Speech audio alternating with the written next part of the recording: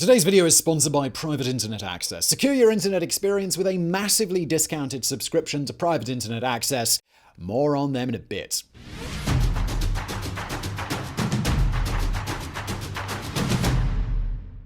If you've been anywhere on the internet in the past few months, you're certainly aware of Russia's invasion of Ukraine. In February 2022, Russian President Vladimir Putin announced a special military operation with broad goals of liberating two separatist republics, demilitarizing and denazifying the country of Ukraine. Since the moment Russian forces crossed the border, social media has been covered with footage from the country. Protests have been carried out around the world, and news outlets continue to provide live updates as the events unfold day by day. But what many don't know is that 2022 isn't the year that Russia's military intervention in Ukraine began. The invasion is actually an escalation of fighting that began 8 years earlier, in 2014. In today's video, we're going to cover the real beginning of the war, a revolution, large-scale separatist battles, and even a downed passenger jet that were all part of Russia's undeclared war.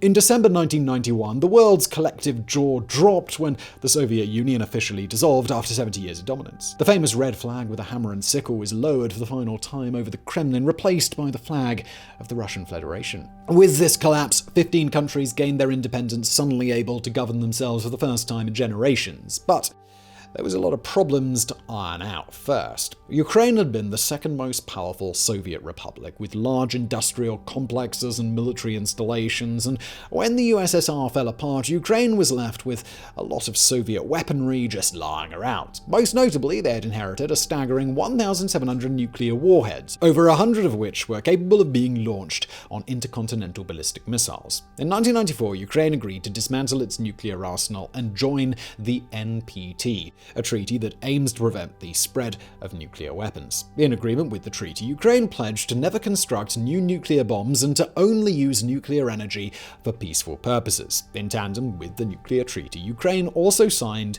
the Budapest Memorandum. The Budapest Memorandum was a security assurance signed by Ukraine, Russia, Britain, and the United States. It was an agreement by all four countries to recognize and protect the sovereignty of Ukraine, giving the country the protection it needed to safely give up its newly acquired weapons of mass destruction. Giving Ukraine security in exchange for destroying its nukes was in everyone's best interests at the time. The United States and Britain were concerned about potential misuse of the weapons. Russia feared that they could be the target of such weapons, and Ukraine didn't have the budget to properly maintain them, so these agreements benefited just about every party involved at the time. Now let's jump forward to the 21st century, where the story really starts to get spicy. Ukraine, like many other ex-USSR states, was still rife with political corruption, and the 2004 presidential election would prove no different. After the first round, the election was narrowed down to two candidates: Viktor Yanukovych, who, to put it simply, wanted to strengthen ties with Russia, and Viktor Yushchenko, who wanted to strengthen ties with the West. In the months leading up to the polls, Yushchenko was mysteriously poisoned with TCDD toxin, a herbicide that is also found in the infamous Agent Orange that the US used in Vietnam. Yushchenko survived the assassination attempt, but his health had been seriously impacted, and his face even remains disfigured to this day. After the second round of votes were counted in November, it was announced that Viktor Yanukovych had won, but it was a suspicious victory. The number of votes between the two rounds had drastic changes in certain districts, such as a double or triple increase in votes. And there was also widespread reports of intimidation at the polls by local authorities, threatening to take away government pensions if voters didn't choose Yanukovych, and there were also reports of widespread corruption among the vote counters. Vladimir Putin had even congratulated Yanukovych before his victory was even declared. The European Union stated that they would not recognize the election as legitimate due to the suspected fraud, while Russia said that they supported Ukraine's new president. Once word of the fraud got out to the public, it sparked mass outrage, and thousands of Ukrainian citizens took to the streets in huge protests, a period that later became known as the Orange Revolution. The largest of these protests, which took place in Kiev's Independence Square, boasted more than 500,000 total participants over the weeks. In total, it's estimated that 19% of Ukraine's entire population had been a part of the Orange Revolution. And the most surprising part is that it actually worked. After a month of public outcry, Ukraine's parliament nullified the second-round results and announced an election rerun. This time around, the world was watching carefully, and once the votes were counted, the original decision was overturned. Yushchenko, still recovering from his poisoning, was declared the new winner with 52% of the vote. Yanukovych had only 44% and conceded defeat, democracy having prevailed again. The Orange Revolution, despite its historic size, had remained entirely peaceful, with no protesters and no police officers being injured or killed throughout the entire month of protests. But unfortunately, this was not going to be Ukraine's last huge protest, and the next one wouldn't end so peacefully.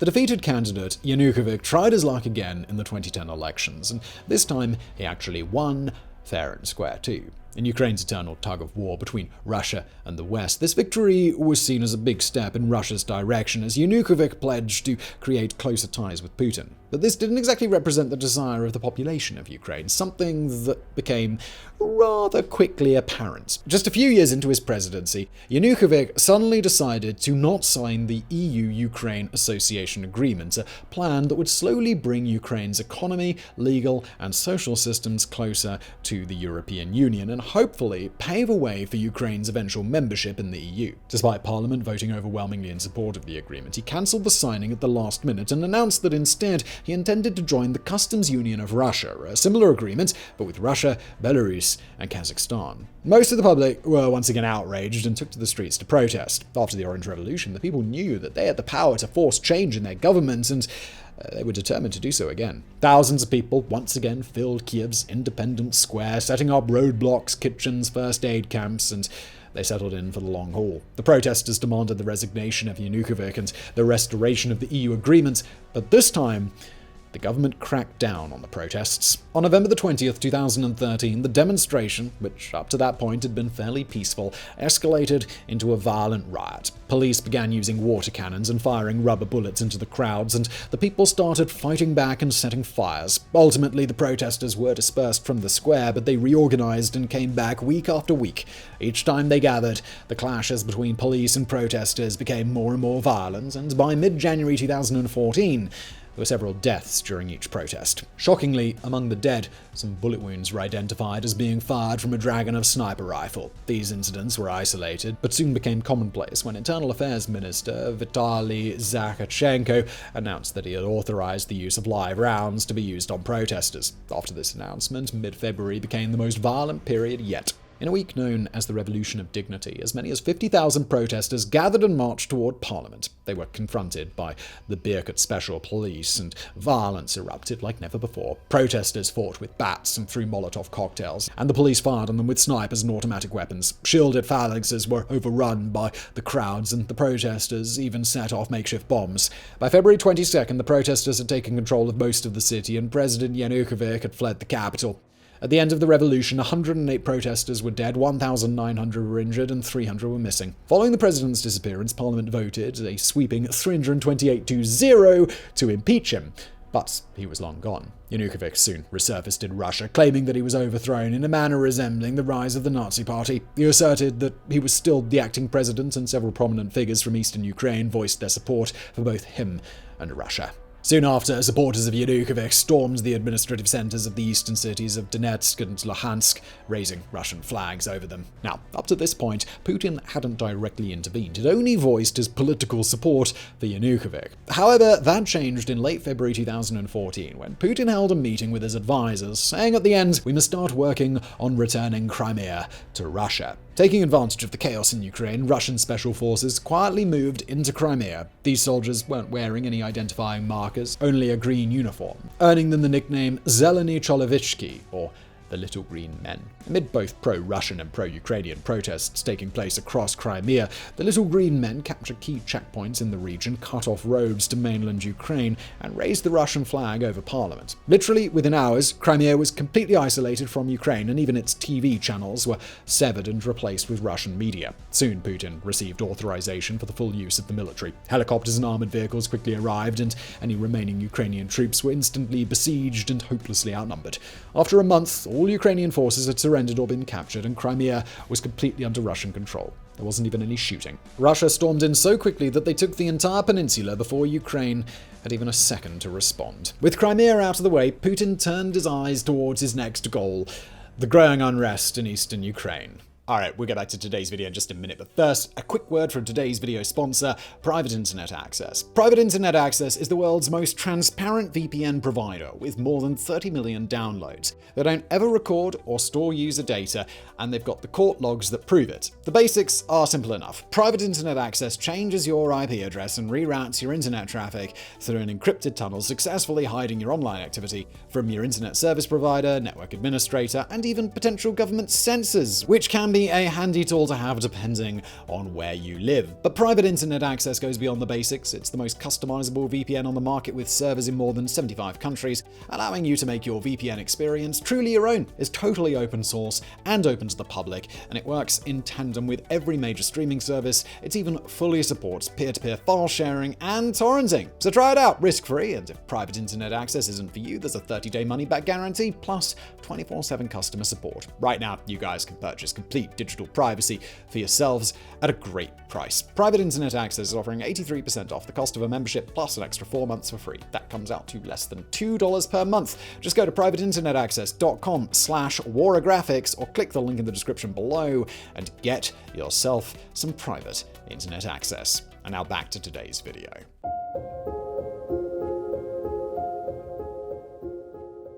The Yanukovych supporters that had stormed administration buildings in the eastern part of the country were quickly removed by Ukrainian security forces, but they had succeeded in starting a movement. To understand how this movement evolved into a separatist war, it's crucial to understand the political divide in Ukraine. Put simply, the country has long been politically divided between those who wanted to move closer to the West and those who wanted to be closer to Russia. In general, those who live in Western Ukraine are far more in favor of the EU and NATO, while those in the Far East were more in favor of closer ties with Russia, though, of course, there are exceptions. In addition to geography, age also plays a big role in preference. For example, younger Ukrainians are far more likely to support ties with Europe. However, these are merely political preferences. Ukraine was still united in the idea that it should remain an independent sovereign nation. Well, that is apart from a select few groups. And these few now had the perfect chance to fight for their cause amid the riots and changes in presidency. Soon, there were two major groups claiming the right to leave Ukraine and join Russia: the Donetsk People's Republic and the Luhansk People's Republic, or the DPR and the LPR. These groups had the collective aim of liberating the Donbass, the eastern portion of Ukraine that borders Russia. Putin publicly voiced his support for these republics, referred to their combined region as Novorossiya or New Russia, and began supplying them with automatic weapons and explosives. On April 12, 2014, the Separatists made their first moves and once again captured administrative buildings in dozens of cities and towns in eastern Ukraine. They raided police armories and were in possession of hundreds of guns and were handing them out to anyone willing to fight for them. In response, the Ukrainian government organized the Anti-Terrorist Operation, or ATO, and dispatched police and military to recapture the cities, the first of which was Slavyansk. The Separatists in Slavyansk were given an ultimatum: retreat from the city within 48 hours or be attacked. When they refused to budge, the Ukrainian forces began encircling the city. Soon, gunfire was breaking out on the outskirts, and the DPR threatened to turn Slavyansk into Stalingrad if Ukrainian troops entered the city. An American journalist from Vice News was captured and held hostage, and there were reports that the militia was extorting shop owners for protection money and stealing cars when they could. The situation was quickly deteriorating. On May 2nd, a Ukrainian force of 15,000 men launched an all-out offensive to retake the city. There were reports of gunfire, mortar, and even attack helicopters over Slavyansk. This sounds like plenty to take out a group of separatists, but here's where it started to become clear that the rebels were a lot more heavily armored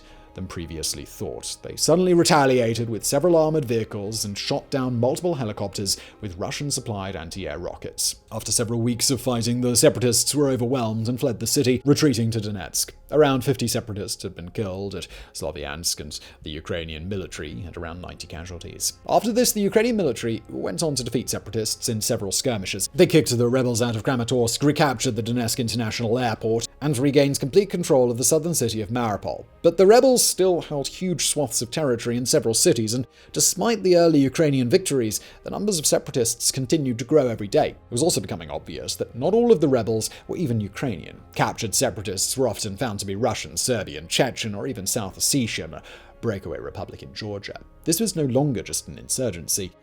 It was now a battle with foreign mercenaries. Ukraine decided that in order to effectively quell the rebellion, they needed to cut off the supply lines being delivered from Russia through the Chetarsk Round. If Ukraine could sever these supply routes, they would certainly be able to defeat the remaining forces with superior firepower. The battle for the supply routes began in the summer of 2014, spread over a huge area, with the most intense fighting being focused on a strategically important hill overlooking the region. This was the largest scale conflict in the war so far, with Ukrainian jets even being involved in bombing runs, several of which were shot down by rebel anti-air rockets. The rebels were the most equipped yet and had several tanks on the scene. Then, in the heat of the battle, tragedy struck. On July the 17th, Malaysia Airlines Flight 17 departed from Amsterdam heading for Kuala Lumpur. While flying over eastern Ukraine, the passenger jet was struck with a missile, destroying the plane and killing all 298 people on board when it crashed. A Dutch investigation team found that the rocket had been fired from a Buk surface-to-air missile system belonging to the 53rd Anti-Air Brigade of the Russian Federation.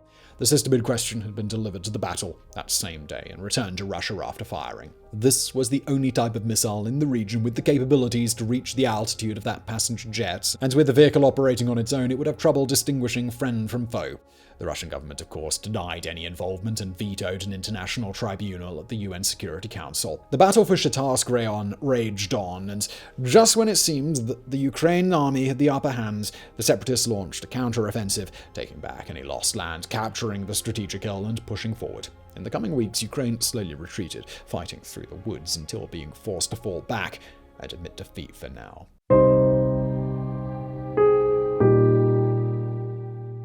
By mid-August, through a series of victories and defeats, the Ukrainian government had made immense progress in taking back territory from the insurgents. At this point, they were even making plans to retake their border checkpoints, which were some of the most heavily fortified separatist positions. Faced with the likelihood of a complete Ukrainian victory, the leader of the DPR, Igor Girkin, personally addressed Vladimir Putin and asked for stronger support, saying, "Losing this war on the territory that President Vladimir Putin personally names New Russia would threaten the Kremlin's power and personally the power of the president." This must have struck a nerve, because there were much higher numbers of standard Russian troops and vehicles being spotted inside Ukraine's borders.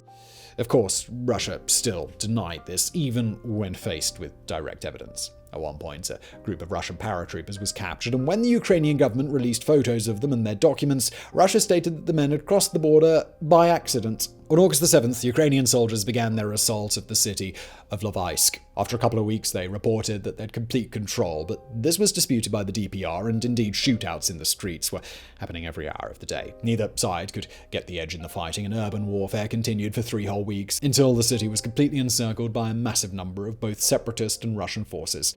After a Ukrainian attempt to rescue the trapped troops ended in a failure, the siege turned into a textbook artillery barrage, and hundreds of Ukrainian casualties mounted up as buildings were leveled one after another. By the end, the Ukrainian forces were almost entirely wiped out, and the separatists took control of the city. Ukraine had suffered around 1,000 casualties, while the rebels and Russians had around 850. It was such a terrible loss for the Ukrainian military that the defense minister soon resigned due to his failure to coordinate a proper response during the siege. The defeat here is regarded as one of the big motivations for Ukraine to push even harder for peaceful negotiations with Russia and the separatists, and eventually this led to the signing of the Minsk Agreements on September the 5th. The Minsk Agreements were signed by representatives from Ukraine, Russia, and both separatist republics. It wasn't a complete treaty, keep in mind that no side was entirely surrendering, but instead, a line was drawn between the two forces, creating a 15-kilometer-wide demilitarized border zone. The important parts of the agreements include both sides adhering to an immediate ceasefire and withdrawing their artillery from the region. The republics were to be granted a higher level of independence, and all foreign mercenaries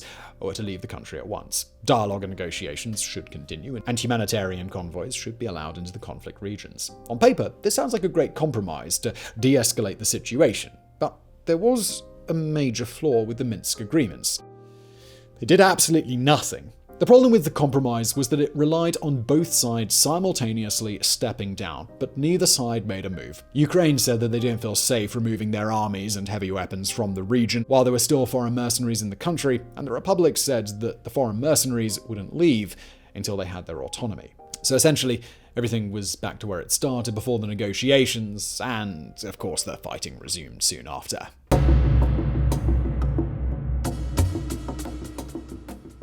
One of the first major battles to erupt during the so-called ceasefire was at the Donetsk airport. The airport lay just on the edge of the border drawn up by the Minsk agreements and was the only part of Donetsk still under Ukrainian control. On September the 28th, the Separatists started a renewed offensive to take back the airport from the government. This began with huge artillery and rocket bombardment using several BM-21 Grad missile rocket launcher systems. The Ukrainian forces responded with mortar fire, and the shelling continued to shake the airport for days. Amid the artillery exchange, a bus stop in Donetsk was hit with a rogue bomb, killing 10 civilians. An investigation concluded that it was impossible to tell who was responsible, as both sides of the battle were shooting in basically every direction. As the days wore on, DPR forces moved closer and closer to the airport until the remaining Ukrainian soldiers were forced into a siege inside the main terminals. Russian supply tanks were arriving, and while 2 of them were soon destroyed, there were many more turning their guns on the main buildings. The Separatists made repeated attempts to push into the airport, but each time they were repelled and shelled the area between each attempt. After an entire month of siege, the Ukrainian forces announced that the DPR had accessed the tunnel system into the basements,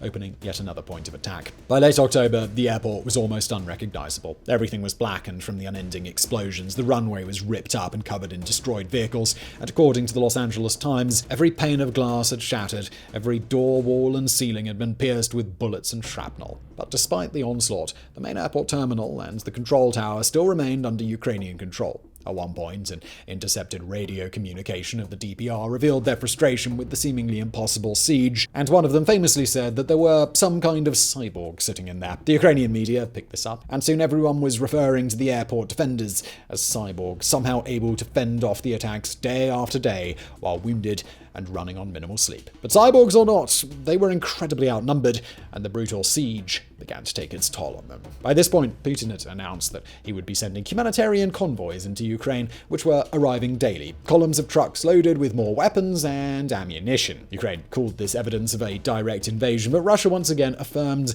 that it was merely helping an oppressed population of Russian speakers to defend themselves from a government genocide, a justification that doesn't really hold up to scrutiny when you see that nearly a third of Ukraine considers Russian their native tongue.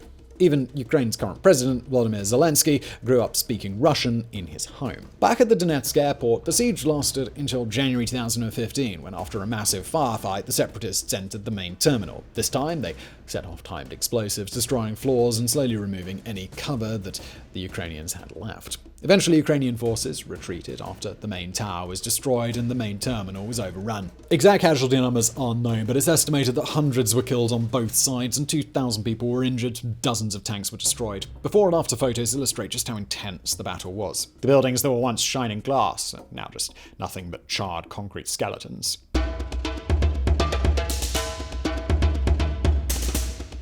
By February 2015, the fighting still raged on in several cities, and it was clear that the Minsk agreements hadn't done anything to solve the problem. A new ceasefire was written up, nicknamed Minsk II, but it suffered from a lot of the faults of the first treaty, and just like the first version, it didn't really have much of an impact on the battlefield. The number of Russian citizens joining the fight continued to increase throughout 2015. The Russian government still denied that their military was directly involved, but recruitment for volunteers was done openly in public. Russian soldiers, police officers, and firefighters were encouraged to join up, and depending on relevant experience, a volunteer fighter in Donbass could earn between 60 and 240,000 rubles per month, or between $1,000 and $4,000 at the time. The UK estimated that by mid-2015, 42,000 regular Russian combat troops had fought in Ukraine. By 2016, though, the front line had essentially reached a stalemate. Fighting continued sporadically every few weeks for the next several years, with flare-ups in artillery and the occasional sniper engagement. By 2021, the number of soldiers killed was estimated to be 4,600 Ukrainians, 5,800 Separatists, and 500 Russians. On the civilian side, the deaths in the conflict zone numbered about 3,400, not including those on Malaysia Airlines Flight 17. In addition to the casualties, eastern Ukraine had now become one of the most heavily mined areas on Earth, and 172 children were injured or killed due to accidental explosions in the 8 years after the war began. The situation in the conflict zone was also as politically messy as ever. In the parts of Donbass that were controlled by Ukraine, a vast majority wanted the republics to remain part of the country, but in the separatist-controlled regions, as much as 50% wanted complete independence. But one of the most devastating aspects of the war was the damage it did to the cities involved. When entire cities turn into war zones, civilians suffer the most. Separatists repeatedly accused Ukrainian forces of targeting residential areas, and Ukraine in return accused the separatists of firing their artillery from such places, making collateral damage inevitable. There were so many buildings destroyed that by 2022, even before the full invasion began, there were already nearly 2 million Ukrainians that had been internally displaced due to the conflict, many of which have now been forced to flee their homes for a second time. For the 8 years that the fighting continued, the world watched and hoped that the combat would simply fizzle out. After all, something similar had happened in both Georgia and Moldova, with pro-Russian breakaway republics fighting their government, and in both those cases, the fighting had all but ended after a few years. Unfortunately, in Ukraine's case, the separatist movements were only the first act of the deadly play, and Putin was planning something much bigger right around the corner.